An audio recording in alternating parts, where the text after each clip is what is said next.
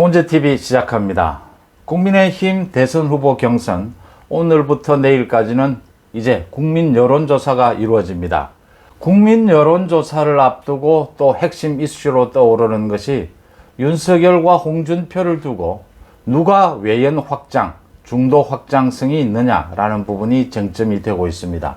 제가 어제 말씀을 드렸던 누가 이재명에 대비해서 야권에서 우위에 있는 후보인가라는 부분을 말씀드렸는데, 그것과 마찬가지로 국민의힘 대선 후보 경선에서 가장 쟁점이 됐던 것이 누가 중도 확장성이 있느냐, 이 부분에 대해서 짚어보기 전에 윤석열과 홍준표 당원 투표가 어제 이틀간 끝났는데 누가 유리한 것이냐, 윤석열 쪽이 좀 유리하다 이런 말씀을 드렸는데, 댓글을 통해서나 또 제 휴대폰 카카오톡을 통해서나 많은 분들이 정말 구체적으로 윤석열이 어떻게 유리하다는 것이냐, 정말 네가 현장에서 취재하고 계산하는 것을 정말 구체적으로 이야기를 해봐라 라고 하는 분들이 많았습니다.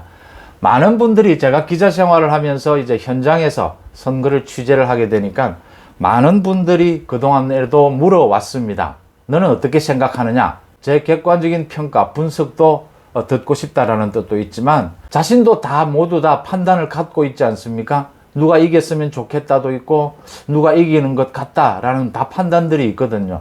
그 판단들을 이제 저를 통해서 확인하려고 하는 그런 의지도 강합니다. 그래서 제가 좀 비위를 맞춰줄 수도 있고 또 제 객관적인 판단을 이야기할 수도 있는데, 저는 계속해서 비위를 맞춰주기보다는 객관적으로 제 판단을 이야기하는 쪽에 언제나 무게중심을 더 왔습니다. 숫자, 여론조사 숫자를 자꾸 이야기하면 이 방송이 좀 어려워집니다. 그래서 제가 가급적이면 숫자는 말하지 않으려고 하는데 꼭 필요한 숫자는 말하지 않을 수가 없는 부분입니다. 그러니까 지금 당원 투표가 폭발을 했죠. 70% 가까이 육박할 것이다, 당원 투표율이. 이렇게 보이는 겁니다. 지난 2007년에 그 뜨거웠던 이명박 박근혜 대결, 그때 70.8%, 70%대였거든요.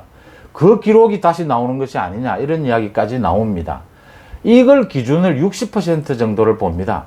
당원에서는 윤석열이 유리할 것이다, 유리할 것인데 압도적으로 유리할 수 있느냐, 그 부분을 보는 게 60%가 기준이 된다. 60%를 넘게 되면 윤석열이 지난 1차, 2차 경선에서 보여줬던 그런 압도적인, 홍준표를 압도적으로 이기는, 당심에서 압도적으로 이기게 될 것이다 라고 하는 부분입니다. 물론 지금 54%도 윤석열이 유리하고 우세한 국민이겠지만 60%를 기준으로 해서 그 이상을 넘어가게 되면 압도적이 될 것이다. 60%를 투표율이 넘게 된다면, 70% 가까이 가게 된다면 20%를 넘는 그런 압도적인 차이가 나지 않겠느냐, 이렇게 보는 겁니다. 윤석열이 최악의 경우, 가장 나쁜 경우를 보는 것이 현명하지 않습니까? 그런 점에서 청년들의 신입 입당이 많았다고 해도 그 이상, 또 50대 이상의 입당도 많았기 때문에 그 부분이 두드러지지는 않을 것이다 라는 부분이고요. 오늘부터 시작되는 국민 여론조사, 이게 ARS가 아니고 이제 전화 면접 조사다. 전화 면접 조사를 하면 야당이 불리하게 나오고 가장 큰 이유로 샤이 보수를 이야기를 한다라는 것들이 일반적인 분석입니다. 전화 면접 조사를 하기 때문에 윤석열보다는 홍준표가 유리할 것이다. 또 답변을 모른다라고 답변을 할 경우에 재차 또 묻게 되는 경우에도 이 룰 자체는 조금 더 유리하지 않겠느냐, 그렇게 보더라도 지난 여론조사 전체를 보면 윤석열이 홍준표에게 가장 많이 진 것이, 최악으로 진 것이 10%였습니다. 최대 10%로 볼 수 있습니다. 적합도 조사, 경쟁력 조사에서 윤석열이 홍준표에게 가장 여론조사에서 떨어진 것이 10%, 보통 8%에서 9% 정도까지 지는 여론조사는 있었습니다. 당심에서 10%를 넘어설 가능성이 충분하다. 투표율이 60%를 넘게 되면 그 가능성이 충분하다. 이 지금 당원들의 투표가 앞으로 더 늘어날 것이다, 70%에 육박할 것이다 못지않게 전화 면접조사이긴 하지만 기존 여론조사와는 좀 다를 것이다. 여론조사 설문 문항도 1대1로 모두 얘기를 한 다음에 경쟁력을 묻는 형식이고, 그 다음 두 번째로 여기에는 여론조사 전에 국민의힘에서 여론조사를 한다라고 하는 것을, 경선 때문에 여론조사를 한다는 걸 분명하게 밝히게 됩니다. 그러면 샤이 보수의 폭이 훌쩍 줄어들 것이다. 더 중요한 것은 지난달에 소위 전두환 발언, 윤석열의 전두환 발언으로 인한 타격이 분명히 있었습니다. 그러니까 경쟁력 조사 외에도 이재명과 붙이는 1대1 조사, 또 사자 대결 조사, 이런 전체로 볼 때 타격이 분명하게 왔다. 5에서 6% 정도 타격이 왔다. 그런데 그렇게 여론조사상에 윤석열이 타격을 입고 지난달 말에는 이제 반등하는 모습을 보였거든요. 충분히 타격을 입고 이제 바닥을 치고 반등하는 모습을 보여줬다. 그리고 지금 시간이 흘러가고 있지 않습니까? 하루 이틀 이렇게 흘러가고 있으니까 윤석열의 그 반등세가 어디까지 와 있을 것이냐, 민심의 반응이 될 것이다. 이런 것들을 종합하면 윤석열이 홍준표에게 민심에서 역선택이 분명히 포함되어 있는 이 민심에서 최악의 경우 10%를 진다 하더라도 그것을 극복할 수 있을 것이다, 당심으로. 그런데 민심에서 10%를 지는 일은 상상하기가 힘들다. 그 다음에는 이제 취재기자가 흔히들 감이다, 육감이다라고 하는 부분을 말씀을 드리겠습니다. 이제 양 캠프의 사람들을 만나고 양 캠프의 선거 전략을 듣게 되고 이 선거 막판 양 캠프의 분위기, 이런 것들로 판단하는 것이 이제 취재기자들의 육감이라는 부분입니다. 홍준표 후보는 전략상 여러 가지 왔다 갔다 하는 모습을 보였습니다. 역선택을 적극 겨냥해서 또 그 다음에 그 역선택으로 인한 그 후폭풍, 그걸 이겨내기 위해서 네거티브에 너무 적극적으로 나설 수밖에 없었다. 말도 계속 왔다 갔다 해질 수밖에 없는 대목입니다. 이거 지금 여권을 공격하라니까 어쩔 수 없이 이재명을 또 공격은 하는데 대다수의 화살을 윤석열 공격에 쓰게 되는, 이렇게 왔다 갔다 하는 모습을 보일 수밖에 없었다. 또 선거 막판에 들어오면서도 계속해서 네거티브를 하게 되고, 네거티브를 한다라고 하는 것은 초조감을 드러내는 것이거든요. 또 선거 막판에 와서 윤석열의 그 캠프에 대해서 공격을 했습니다. 거기에 지금 뭐 현역 의원을 비롯해서 당협위원장들이 많이 가 있으니까 조직 선거를 하는 것에 대해서 굉장히 많이 날을 세우고 파리떼들이 모여있다, 이런 식의까지 심하게 공격까지 했는데, 자신도 조직을, 캠프를 확장하기 위해서 그렇게 안간힘을 썼는데 캠프 확장이 안 되니까 이제 오히려 윤석열 측을 공격하는 이런 모습이 당원들에게는 안 좋은 모습으로 비쳤을 것이다 라고 하는 이런 부분들입니다. 계산상으로, 정밀한 계산으로, 또 취재기자들의 육감으로 볼 때 전체적인 판세는 윤석열 쪽으로 무게가 기울고 있다. 이제 국민 여론조사를 두고 외연 확장에 윤석열이 우위에 있느냐, 홍준표가 우위에 있느냐라는 부분입니다. 윤석열은 정치 신인으로서 정치 혁신을 하겠다.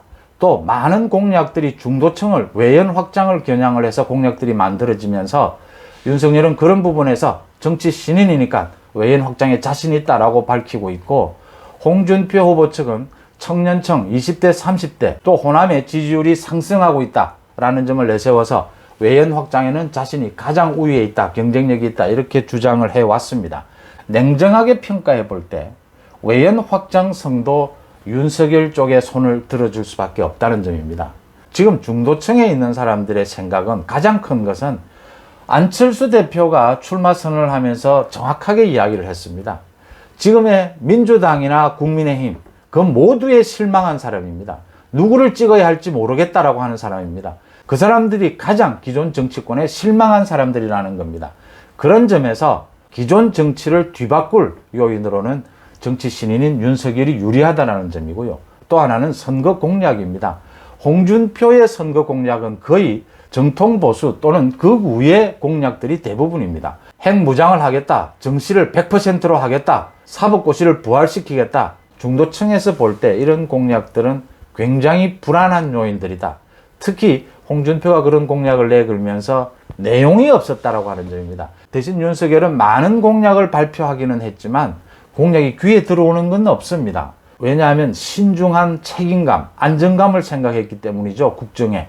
이 국정이라는 것이 마음에 들지 않는다고 해서 100%확 갈아엎는 것, 그게 현명하지 않다라는 것 모두가 알고 있는 것이지 않습니까? 모두 가장 현실적인 그런 공약들을 내걸었습니다. 그런 부분들이 중도층에 훨씬 어필했을 것이다 라는 부분입니다.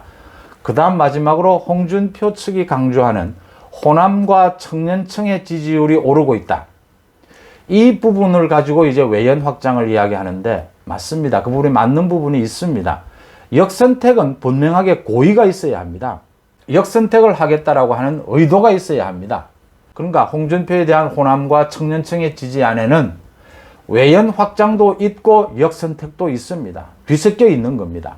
정확하게 분리할 수가 없는 게 사실입니다. 그 중에 가장 설득력 있는 것은 청년층의 지지입니다. 호남의 지지는 거의 역선택에 가깝지 않느냐 이렇게 보이고, 이건 포퓰리즘에 힘입은 바가 크다 하는 점입니다. 홍준표의 시원시원한 공약들, 또 재밌는 재치 있는 말들, 이런 것이 인기를 얻으면서 청년층의 시선을 끌었다라고 하는 부분입니다.